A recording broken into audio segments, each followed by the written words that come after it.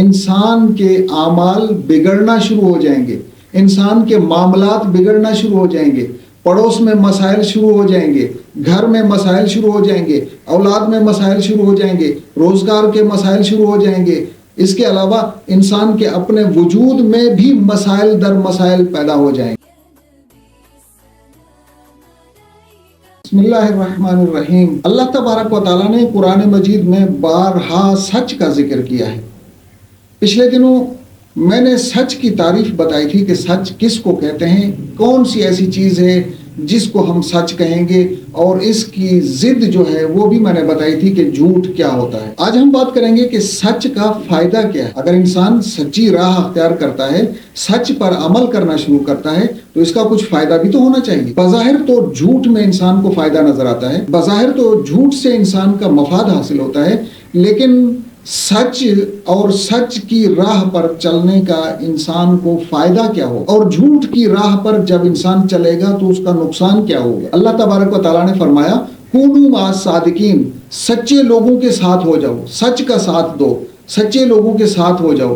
اللہ تبارک و تعالیٰ نے قرآن مجید میں فرمایا قولوا قولا سدیدا، سیدھی اور سچی بات کرو۔ کیوں؟ کی وجہ یہ ہے کہ اللہ تبارک و تعالیٰ نے خود ہی قرآن پاک میں ارشاد فرمایا یصلح لکم اعمالکم، اللہ تبارک و تعالیٰ تمہارے معاملات ٹھیک کر دے گا۔ کہیں روزگار کے مسائل ہوتے ہیں، کہیں زندگی کے مسائل ہوتے ہیں، کہیں اولاد کے مسائل ہوتے ہیں، کہیں رشتہ داروں کے مسائل ہوتے ہیں، کہیں پڑوس کے مسائل ہوتے ہیں، کہیں اپنی جان اور جسم کے مسائل ہوتے ہیں، کہیں پر بے سکونی، بے اطمینانی، بے آرامی کے مسائل ہوتے ہیں، کہیں پر ٹینشن ہوتی ہے، کہیں پر ڈپریشن ہوتی ہے، کہیں پر اور قسم کے مسائل انسان کو درپیش ہوتے ہیں۔ ان تمام مسائل کو حل کرنے کے لیے اللہ تبارک و تعالیٰ نے فرمایا ہے یصلح لکم اعمالکم، یہ تمہارے اعمال، تمہارے معاملات اللہ تبارک و تعالیٰ ٹھیک فرما دے۔ سچ کے نتیجے میں تمہارے معاملات ٹھیک ہونا شروع ہو جائیں گے۔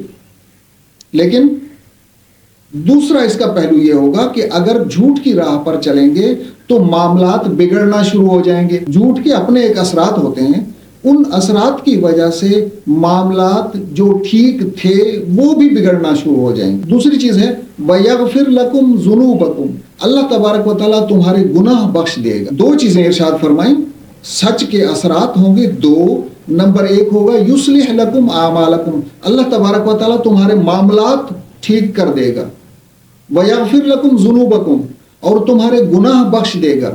وہ خطائیں جو تم سے سرزد ہوئیں وہ اللہ تبارک و تعالیٰ بخش دے گا سچ کے نتیجے میں۔ اب اس کو جب دوسری طرف دیکھتے ہیں تو جھوٹ سے، گناہ سے انسان کے اعمال بگڑنا شروع ہو جائیں گے، انسان کے معاملات بگڑنا شروع ہو جائیں گے، پڑوس میں مسائل شروع ہو جائیں گے، گھر میں مسائل شروع ہو جائیں گے، اولاد میں مسائل شروع ہو جائیں گے، روزگار کے مسائل شروع ہو جائیں گے۔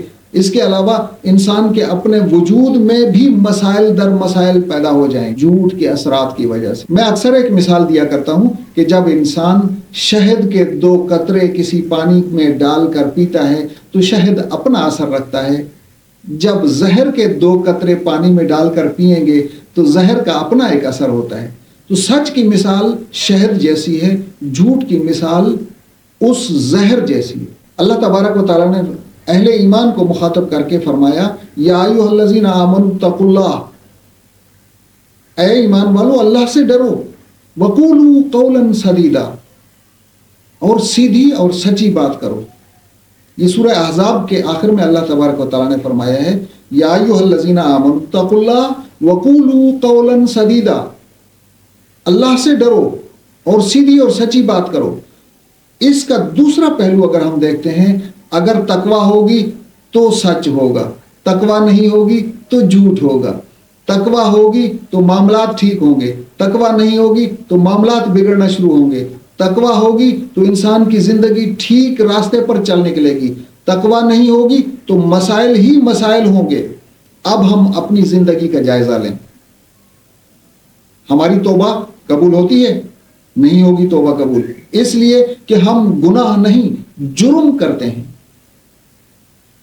جرم کرتے ہیں اور جرم پر جرم کرتے چلے جاتے ہیں۔ جھوٹ ہماری زندگی کی ایک بنیادی چیز ہے، زندگی کے معاملات میں جھوٹ پر خود بھی عمل کریں گے، گھر والوں کو بھی جھوٹ سکھائیں گے، اپنے بچوں کو بھی جھوٹ کی تربیت دیں گے۔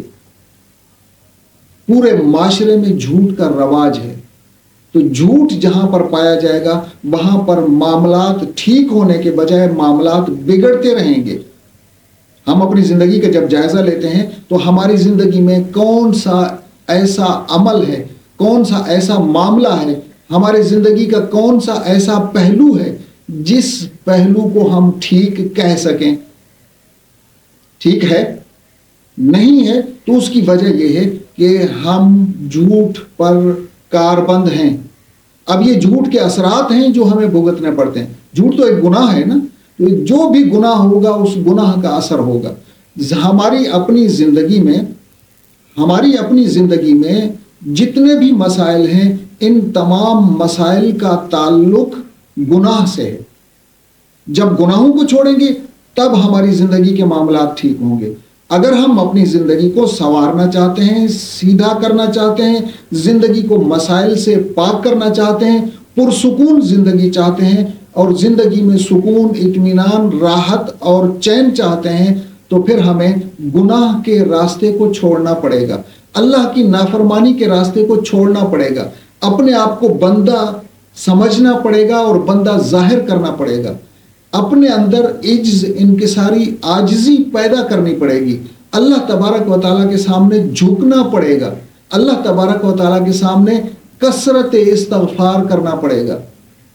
تب پھر گناہ کے اثرات دھلنا شروع ہوں گے۔ جب گناہ کے اثرات دھل جائیں گے، کپڑے کو جب ہم دھوتے ہیں اس میں سے وہ مٹی اور غلاظت نکل جاتی ہے تو پھر کپڑا چمکنے لگتا ہے۔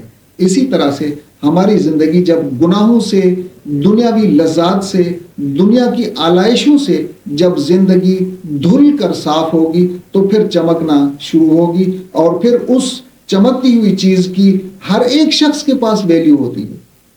اللہ تبارک و تعالیٰ بھی ہماری زندگی کو ایسا ہی پاک اور صاف دیکھنا چاہتا ہے۔